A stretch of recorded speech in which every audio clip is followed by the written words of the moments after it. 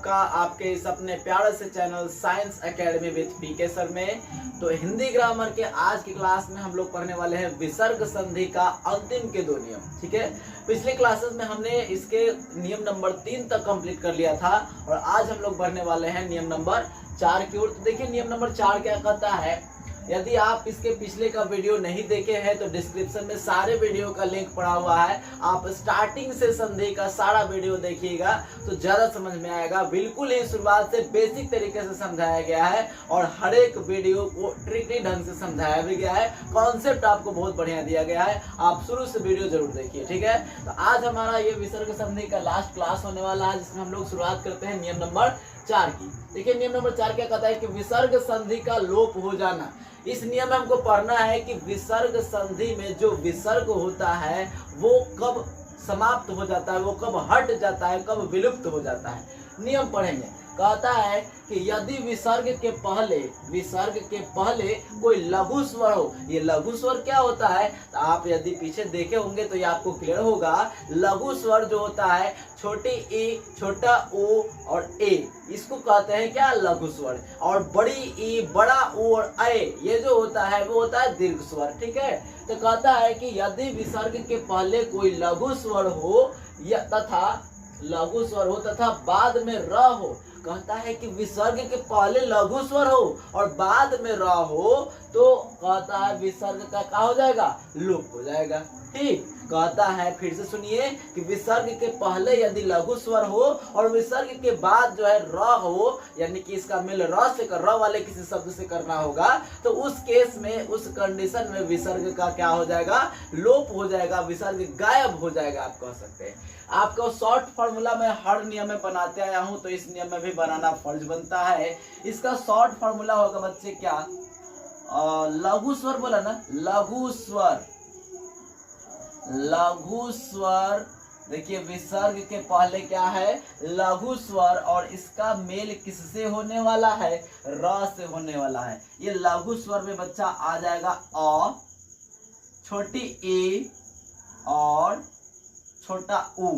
ठीक, अ, छोटी ई और छोटा उ, ये तीनों में से कोई भी हो विसर्ग के पहले और इसका मेल यदि र से होने वाला हो, इसका मेल यदि र से होने वाला हो तो ये विसर्ग गायब हो जाता है और ये लघु स्वर जो है आपका वो क्या बन जाता है, दीर्घ स्वर बन जाता है। ये लघु स्वर किसमें परिवर्तित हो जाएगा, तो दीर्घ स्वर में परिवर्तित हो जाएगा और इसके बाद जो शब्द रहता है वो जस का तस रह जाएगा। चलिए एग्जाम्पल से समझते हैं। एग्जाम्पल नंबर फर्स्ट में आपको दे रहा हूं, निह धन रस। ठीक है, हमारा पहला एग्जाम्पल है निह धन क्या, रस। निह का हमको मेल करना है किसके साथ, रस के साथ। बच्चे आप ही देखिए विसर्ग के पहले क्या दिख रहा है आपको, अगर मैं इसका अलग अलग तोड़ दूं तो न और छोटी ई मिल रहा है। यहाँ पे विसर्ग है, ये र है, ये स है। ठीक, कोई दिक्कत। अब देखिए विसर्ग के पहले लघु स्वर, विसर्ग के बाद र, तो इस कंडीशन में विसर्ग गायब हो जाता है, विसर्ग का लोप हो जाता है। तो इसके पीछे क्या है, यहाँ हमारा नियम क्या कहता है कि जो लघु स्वर होगा वो बन जाएगा क्या, दीर्घ स्वर। तो जब ये लघु स्वर दीर्घ स्वर में चेंज हो जाएगा तो छोटी ई बड़ी ई बन जाएगा और ये बड़ी ई जब इस पे मात्रा बैठाएगा तो वो कुछ इस प्रकार बन जाएगा, नी। और इसके बाद सिखाए जो रहेगा वो लिख देना है। अब इसको मिला दीजिएगा, देखिए नी र स, तो क्या हो जाएगा, नीरस। क्या बन गया, नीरस। एक बात आपको यहाँ पे ध्यान रखना है, यदि वर्तनी शुद्धिकरण के केस में यदि पूछे कि नीरस और ये नीरस, सॉरी देखिए ध्यान दीजिएगा, एक ये नीरस होता है, ठीक है ना। पूछता है यदि वर्तनी शुद्धिकरण में कि दोनों नीरस में से कौन सा सही है, तो आप यही मारेंगे क्योंकि ज्यादातर यूज जो है आपको यही नीरस ही होता है। ये नीरस बोलने से आपको न में ज्यादा मतलब भार देना पड़ता है, नीरस हो जाता है, ठीक है। तो इसीलिए आपका ये सही होगा, ये गलत हो जाएगा। लेकिन यदि संधि की बात होगी तो संधि के केस में आपका ये करेक्ट होगा, ये रॉन्ग होगा, ठीक। तो वैसे केस में आपको ये करेक्ट करना है, क्योंकि लघु स्वर जो है वो दीर्घ स्वर में परिवर्तित हो जाता है, तो आपका ये निरस सही हो जाएगा। दूसरा एग्जाम्पल की बात करते हैं, एग्जाम्पल नंबर 2। एग्जाम्पल नंबर 2 देख लीजिए, निरोग, निधन रोग। यहां भी वही केस है, विसर्ग के पहले छोटी ई है और इसका मेल करना है र से, र ओ और ग। देखिए विसर्ग के पहले है लघु स्वर, इसको जब इससे मेल करेंगे तो ये विसर्ग का हो जाएगा लोप, और इसके पहले जो भी आपका स्वर है वो बन जाएगा दीर्घ स्वर, ये बन गया दीर्घ स्वर। इसके बाद जो रहेगा आपका 10 के 10 यहाँ पे नोट कर लिया जाएगा। तो न में बड़ी ई की मात्रा लगेगी तो हो जाएगा बड़ा नी, और ये हो जाएगा रो, अगर रोग मिला दीजिएगा तो क्या बन गया, निरोग। तो इस प्रकार से व्यंजन संधि में विसर्ग के लोप का नियम होता है। ठीक, एक और एग्जांपल मैं दे देता हूं आपको। एग्जांपल नंबर 3, निधन रव। निधन क्या, रव। जब इसको मिलाइएगा तो नियम आपको पता है, विसर्ग का लोप हो जाएगा, पीछे नी है तो वो बन जाएगा दीर्घई, है ना, ये बन जाएगा ये नी, और ये हो जाएगा रव, मिल के क्या बन जाएगा, नीरव। ठीक, तो इस तरह से विसर्ग संधि का ये वाला नियम काम करता है, जिसमें कि विसर्ग का लोप कर देना है। ठीक है, इसमें विसर्ग का लोप हो जाता है, और ये नियम नंबर हो गया 4। तो चलिए आप इसको नोट करिए जल्दी से, हम लोग बढ़ेंगे अपने नेक्स्ट नियम की ओर, जो कि है नियम नंबर 5। देखेंगे कि नियम नंबर 5 में क्या होता है।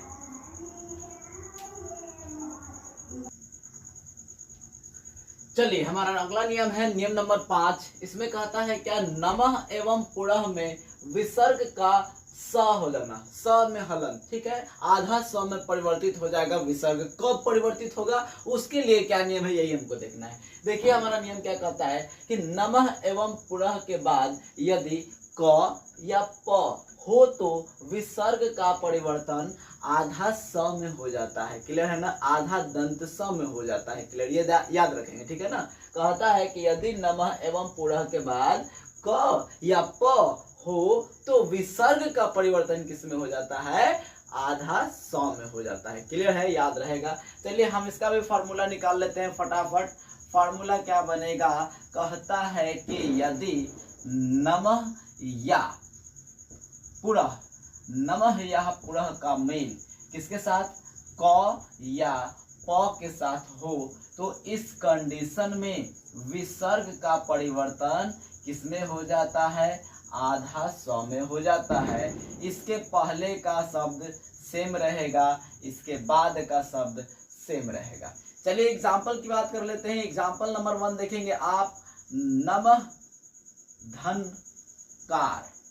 क्या है बच्चा, नमः धनकार। नमः धन क्या, नमः प्लस क्या, कार। समझिएगा, देखिए यहाँ पे नमः का केस है और नमः का मेल किससे, क से होना है, तो इस केस में विसर्ग का परिवर्तन बच्चा आधा स में हो जाएगा। ये नमः पीछे रह जाएगा और कार बाद में रह जाएगा। ये तीनों आपस में मिल जाएंगे तो ये बन जाएगा नमस्कार।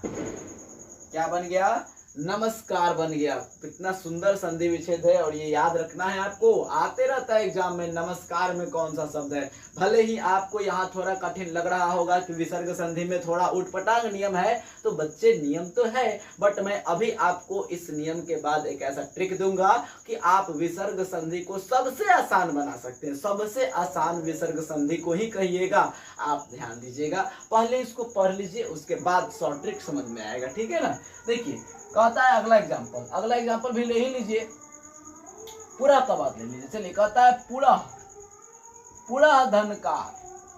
पुरः का मेल किससे करना है, कार से करना है। देखो बच्चा, पुरः का मेल कार से करना है तो संधि विसर्ग का हो जाएगा, विसर्ग का परिवर्तन हो जाएगा स में, विसर्ग का परिवर्तन स में हो जाएगा। इसके पीछे क्या है, पुर, प्लस बाद में क्या है, कार। अब आप ही बताइए, पुअर आधा स आकार मिल के क्या बना दिया, पुरस्कार बना दिया। तो गधा डिस्टर्ब कर रहा है, पटाखे फूट रहे हैं। चलिए देखिए, पुरः धनकार मिल के क्या बना दिया, पुरस्कार बना दिया। ठीक है, तो इस प्रकार से आपका ये नियम 5 कंप्लीट होता है और 5 क्या आपका विसर्ग संधि पूरा का पूरा यहाँ पे कंप्लीट हो जाता है। ठीक है ना। अब हम लोग इसके शॉर्ट ट्रिक के बारे में जानेंगे, कैसे याद रखेंगे हम लोग विसर्ग संधि को शॉर्ट फॉर्म में। चलिए आप इसको नोट कर लीजिए, मैं इसको मिटा रहा हूँ। ठीक है,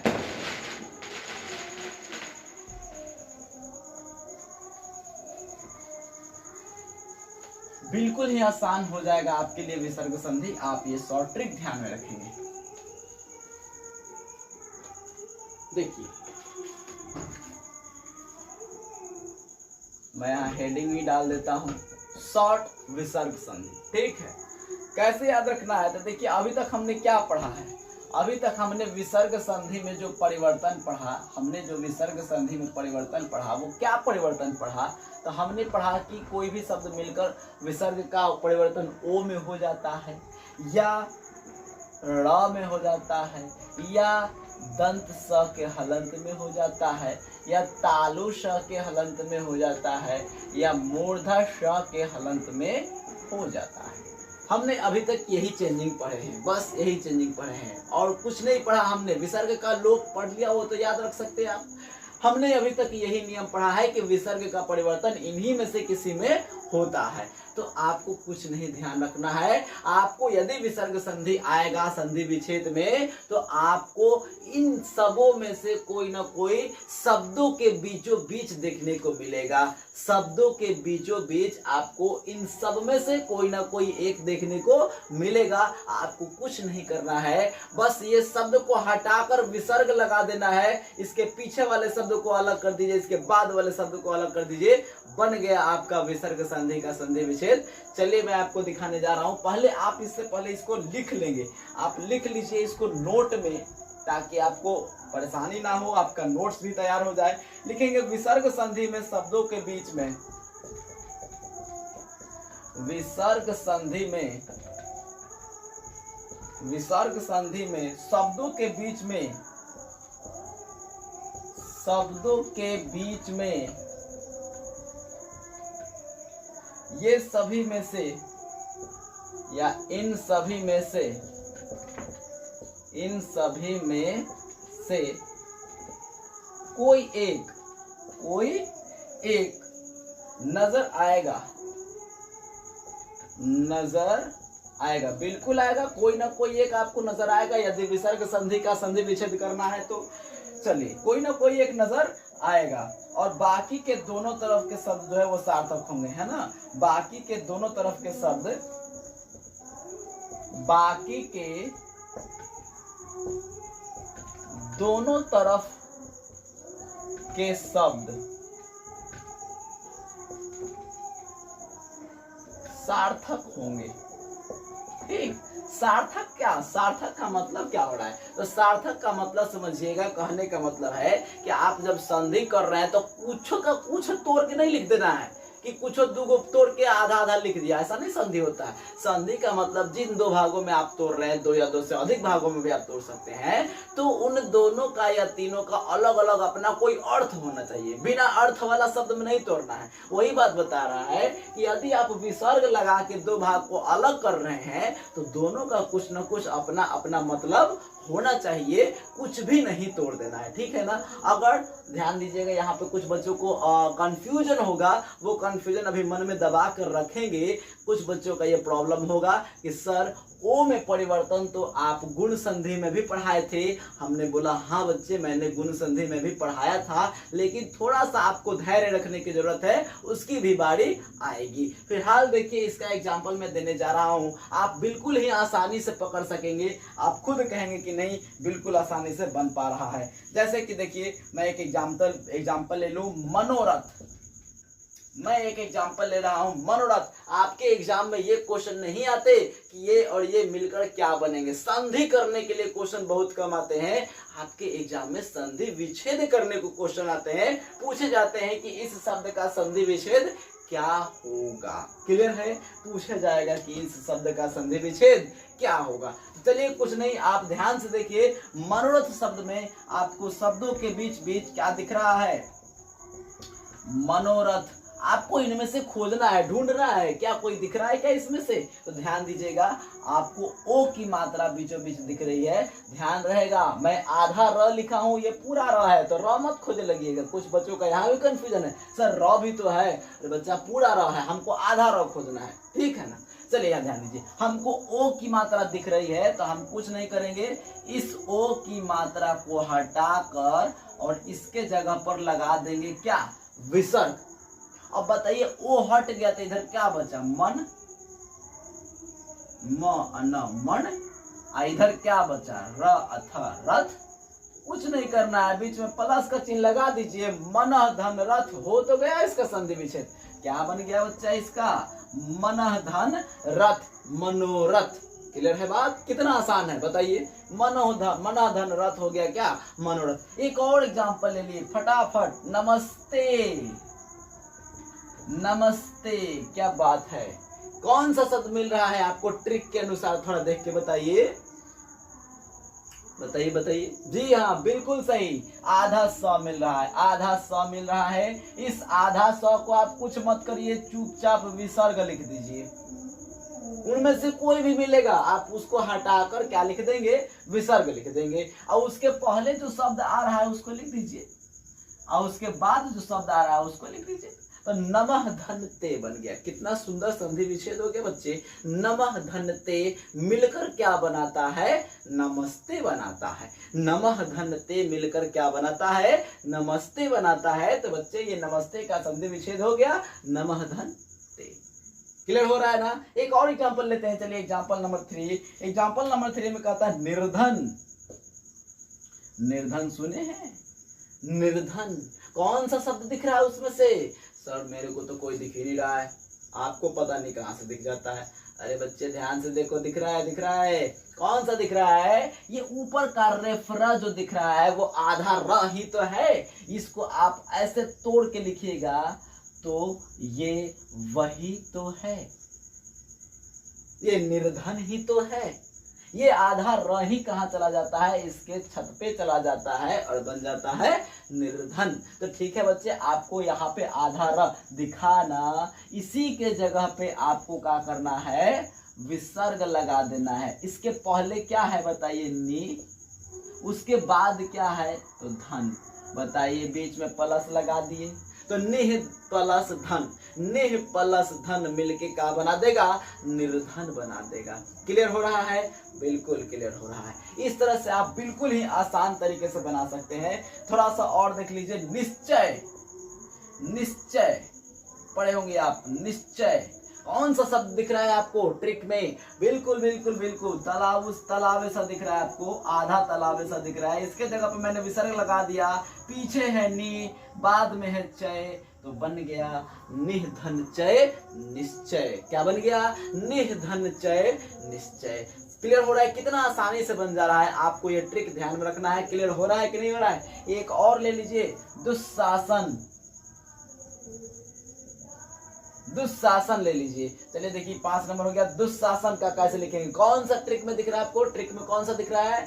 बिल्कुल बिल्कुल, आधा तालाब ऐसा दिख रहा है। इसको बना दीजिए विसर्ग, इसके पहले हो जाएगा दु, बाद में हो जाएगा शासन, बन जाएगा दुशासन। तो दुशासन का संधि विच्छेद क्या हो जाएगा? दुधन शासन। क्लियर है ना? ये सब पूछे जाते हैं एग्जाम में, वेरी वेरी इंपॉर्टेंट है, सब ध्यान में रखना है। तो इस प्रकार से आप विसर्ग संधि का संधि विच्छेद बहुत आसानी से कर सकते हैं। यदि वो विसर्ग संधि के कैटेगरी में होगा तो आप चुटकी बजाते उसको क्लियर कर सकते हैं। ठीक, आगे बढ़ते हैं। अब आती है बात वो जो मैंने बताया था कि रोक के रखो, दबा के रखो, गुण संधि का प्रॉब्लम। जैसे कि ओ में परिवर्तन तो आप देख रहे हैं विसर्ग संधि में भी है, और ओ में परिवर्तन आपने गुण संधि में भी पढ़ा था। क्लियर है ना? तो देखिए कि गुण संधि को और विसर्ग संधि को कैसे हम लोग अलग करेंगे, कैसे पता लगाएंगे कि कौन गुण संधि होगा और कौन विसर्ग संधि होगा। तो आप इसको नोट कर लीजिए, मैं आगे बढ़ता हूँ उसके पहले आप उसको उतार लीजिए या स्क्रीनशॉट ले लीजिए, डिजिटल जमाना है, मिटाऊं मैं? बिल्कुल। चलिए,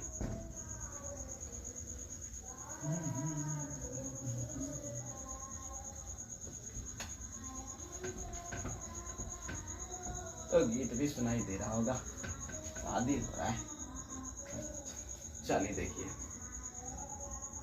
आगे आप एक और नोट लिख लेंगे, नोट लिख लीजिए, मैं बोल भी देता हूं, आप सुन के भी लिख सकते हैं, लिख के देख के भी लिख सकते हैं। कहता है गुण संधि एवं विसर्ग संधि,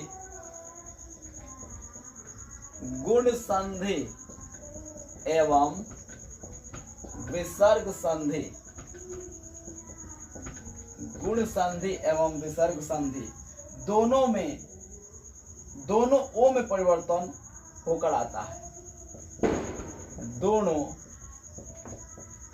ओ में परिवर्तन होकर आता है, दोनों में ओ का परिवर्तन होता है, बिल्कुल सही है। कहता तो ध्यान रखना है कि संधि करने पर विसर्ग यदि अधूरा शब्द मिले, लिखता है कि यदि संधि करने पर, संधि नहीं लिखेंगे, संधि विच्छेद लिखेंगे, ठीक। संधि विच्छेद करने पर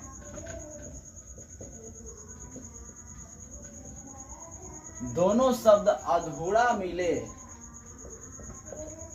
अधूरा मिले यानी कि बिना अर्थ वाला उटपटांग शब्द मिले तो वो गुण संधि में आएगा। आज दोनों एकदम सीधा सीधा मिल जाए, सीधा सपाटा अर्थ वाला, तो वो हो जाएगा विसर्ग संधि, ठीक। कहता है दोनों अर्थ शब्द अधूरा मिले तो वह गुण संधि होगा। क्या होगा बच्चा? गुण संधि होगा। तथा यदि दोनों शब्द, एक से लिखा भाई, दोनों शब्द सार्थक हो तो वह कौन संधि होगा? विसर्ग संधि होगा।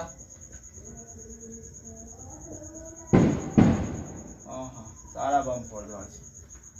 एग्जाम्पल, जैसे महोत्सव लिखा हुआ है, ठीक, महोत्सव लिखा हुआ है, यदि हम ट्रिक के अनुसार इस ओ को विसर्ग में चेंज कर दे तो यहां बन जाएगा मह प्लस तसव। अच्छा लग रहा है आपको?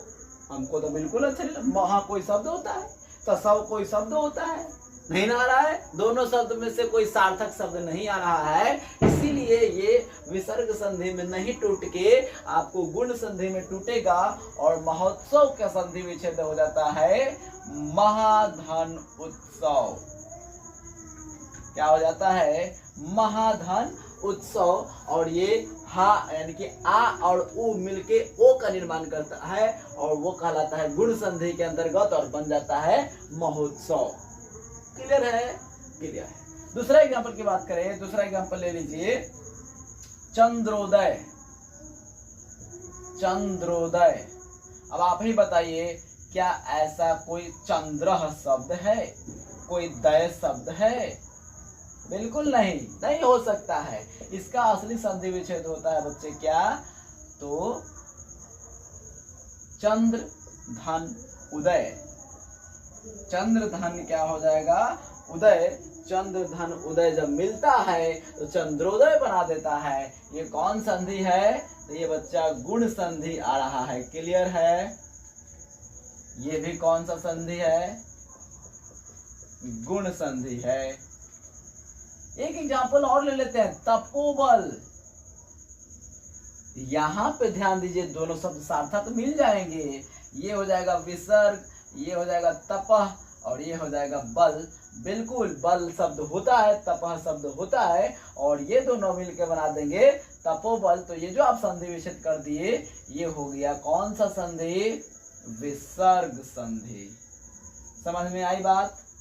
तो इस प्रकार से आप शॉर्ट ट्रिक की सहायता से विसर्ग संधि को बड़े ही आसान शब्दों में पहचान सकते हैं। पहला क्या है? ओ, फिर र, फिर तीनों क्या? श।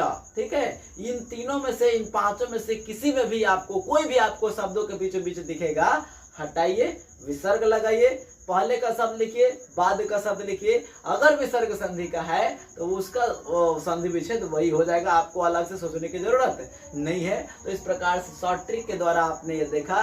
यदि आपको हमारा ये वीडियो पसंद आया हो तो आप चैनल को सब्सक्राइब करके बेल आइकन को जरूर प्रेस कर दे, ताकि अगला मैं कभी भी न्यू वीडियो अपलोड करूं तो वो नोटिफिकेशन आपके पास सबसे पहले पहुंचे और आप अच्छे से इसका फायदा उठा सकें। तो चलिए मिलते हैं हम किसी नेक्स्ट टॉपिक में नेक्स्ट वीडियो के साथ। तब तक के लिए इसको प्रैक्टिस खुद से कीजिए। अपना बुक, कोई भी बुक हो आपके पास, उसको प्रैक्टिस कीजिए। क्वेश्चन बैंक उठाइए, सारे क्वेश्चन बैंक को बनाइए, एक भी क्वेश्चन छूटना नहीं चाहिए और एक भी क्वेश्चन इससे बाहर नहीं पूछेगा। तो चलिए आज के लिए इतना ही रहने दिया जाए। मिलते हैं हम लोग नेक्स्ट क्लास में, तब तक के लिए बाय बाय।